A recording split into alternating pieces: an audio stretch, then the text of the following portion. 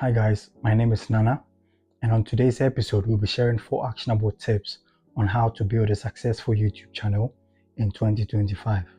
So, a couple of years ago, about 2 years ago, I had the goal of starting the YouTube channel. But then I went through several videos and all that, followed several YouTube content creators, and then I realized that I was just stuck in a space that I never believed I could get out of. And it was simply because I had a lot of things going through my mind. I wasn't certain or confident enough even to sit behind the camera like I'm doing today and then record a video. And that's perfectly fine because we've all been in that condition before, thinking about what the family would think, thinking about what our friends would think and all that.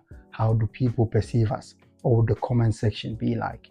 All these things are difficulties or challenges that prevent people from going on to record videos and posting to pursue their YouTube content creation journey. In this video, we'll break down 4 actionable tips that will make it easier for you to pursue that goal. So firstly, what you need to know when it comes to YouTube is you need to pick a niche.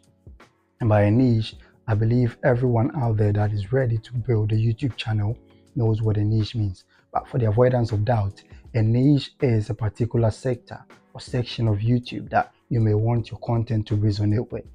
So for example, if you want to create content for kids, that is the niche.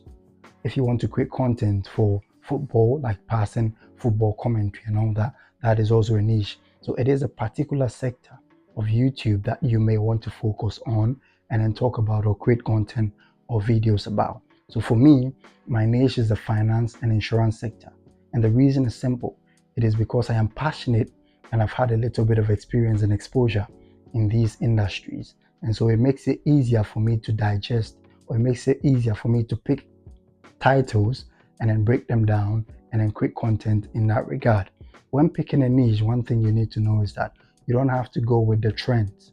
You need to sit down, analyze what your strengths are and your weaknesses are, what your experiences are, because these are the things that you fall back on when creating content. And that really helps you. It makes you more confident and more competent in recording videos and sharing advice, sharing experiences, which might necessarily help you to hit that goal that you're looking for. So sometimes people say, well, but I've got no interest or I've got no passion that I'm willing to identify and talk about on YouTube. So what do I do? Ali Abdaal, which we all know, one of the most successful YouTubers in our era, says that you need to approach YouTube content creating in 2 forms.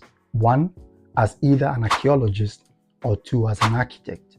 And by that, he means that as an architect, architects usually have everything planned out. So before they go out to execute, they've got all the plan, they've drawn even the slightest and the most minute details of how to get to where they want to be. On the other side are the archaeologists. An archaeologist goes to a site in form of exploration, trying as much as possible to find pieces, bringing those pieces together, and then eventually making meaning out of it. So you see them go to sites that they believe people lived 100 years ago, and then they try as much as possible to find or dig out relics which they piece together and then make meaning out of. So what you should do in this regard is to approach the YouTube content creation as an archaeologist, especially if you're not able to identify a passion or an interest that you want to follow in identifying that niche. Try as much as possible to create content on things like trending issues, and eventually as you go on to post videos, it makes it easier for you to find or for you to identify where your strengths and your weaknesses are, and then you need to leverage on where your strengths are. So if it is, for instance, your content creation is about building a cooking YouTube channel, that is what eventually becomes your niche, and then you build on that. If you're good at that and you've got experience in that regard, that becomes your niche and you focus on that niche. But that shouldn't be the starting point. You can try out several other things that you believe might be favorable for you. And then eventually, if you're to settle on that one thing that you find it more easier to record on and then much more favorable for you to talk about on YouTube, that helps you to start the channel easily. Secondly, one of the biggest advice that I've ever gone on to receive from YouTube is the fact that, sometimes when you're starting out, people would say, oh, but you have to start with what you have and all that. But I advise you on the contrary, you need to invest in your gear.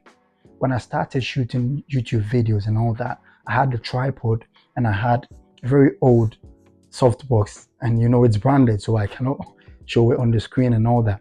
But that softbox wasn't professional. In my opinion, it didn't deliver to the expectation that I had. So I went on to invest £220 more into this current softbox that I'm using here, which I will shoot a video on later and then add to this video to make it much more easier for you to also make the decision. Because one thing that really holds new content creators back is a gear.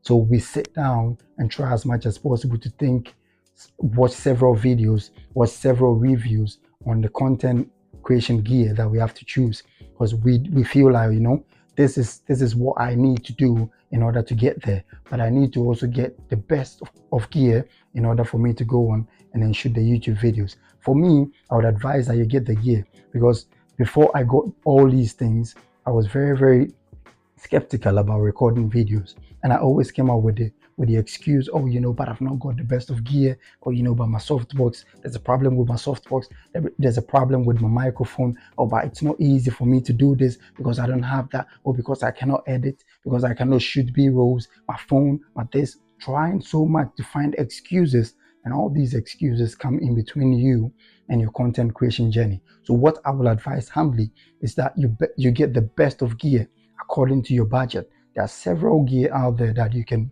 get from whatever budget that you're willing to start YouTube with. But I will advise that you get the best so that you don't find yourself with excusitis, trying as much as possible to find excuses to not record and then post videos at all.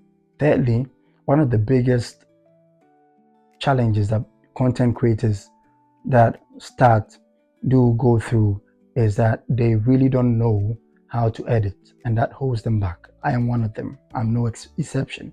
But then what I did was I watched a couple of videos once again from Ali Abdaal, and Ali Abdaal has really inspired me a lot. He really inspired me to start this YouTube channel, and everything that I'm doing is inspired by what he does on YouTube as well. I think he's a genius. So what Ali advises is that you need to outsource things like your video editing, and that is exactly what I do. I found freelancers from Upwork and Fiverr, and then I outsourced my video editing to them. So I pay them to get my videos edited. I don't need to sit down and go through all the hassle and bustle of having to, cut videos, adding B-rolls, trying to find and pay for subscriptions on all these video editing softwares and all that, and trying so hard to get things to be perfect and all that. You can leverage people's experience. You can leverage people's talent.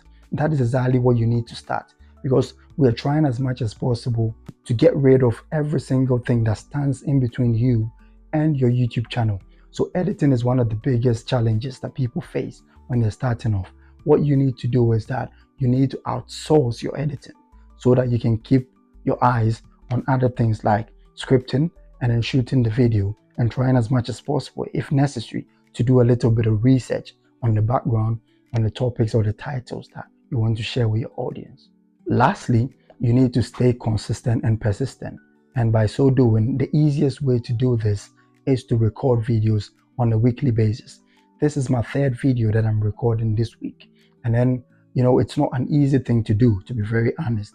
But then what you have to do is, once again, I read Ali Abdaal's Feel Good Productivity. And then Ali says, anytime you find something more fun, you're tempted to be more associated with that thing, and it becomes very easy for you to go on and do that thing. So when you've set the goals, the goal is to record maybe, for example, in my case, 100 videos this year.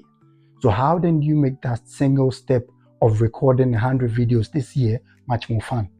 And I'll tell you one thing, this is my secret. I have someone behind the camera, and that person is my wife. Anytime I record videos with her, she inspires me a lot. And she tells me, you shot this wrongly, you mispronounced this and all that. And she goes on to tease me, because these are stuff that I really thought were going to be difficult for me, sitting behind the camera. What are people going to say? But she's saying it right here, staring at me right here behind the camera. And so it makes it much more easier, and she holds me accountable to shoot a video every single week. Babes, have you recorded the video? Have you sent them to the editors? When are you uploading them? When is the next video? What title are you choosing? How do you go on to do the research and everything? And she goes on to coach me on every single thing that I need in order to start the channel. And this brings us to the last point, which is motivation. You need to find the right motivation. My wife is the motivation, the reason why I'm still shooting. She inspires me a lot and she holds me accountable to get it done. Sometimes we feel like, motivation should always come from the inside, internal motivation and all that. It should be in a form of auto-suggestion. My brain should be able to discipline my body to sit down and record. But that is not the case. You're always going to need someone out there. It can be your sister, it can be your siblings, it can be family, it can be friends, people that hold you accountable. Because anytime you share your goals with them, it becomes very easier for them to watch. Now, but you say you were recording 100 videos this week, this year, sorry. So how then do you go on to record all these videos? You've got all these gear, but then how are you going to do it? Oh, when is the next video coming out? These people hold you accountable consciously and subconsciously in order for you to reach the goal. So there you have it. You need to try as much as possible and choose a niche. Try and get the best gear to start with. Try as much as possible and automate several, production processes in the YouTube content creation journey, and then go on to get the right motivation. And then with the patience and the persistence, I believe that we'd all be able to hit the goals, go on to build value and deliver value to our audience. This is it. You have it. I trust in you. I believe that you'll be able to do it. Get in the right frame of mind. Try as much as possible to motivate yourself internally. Find someone out there that can hold you accountable.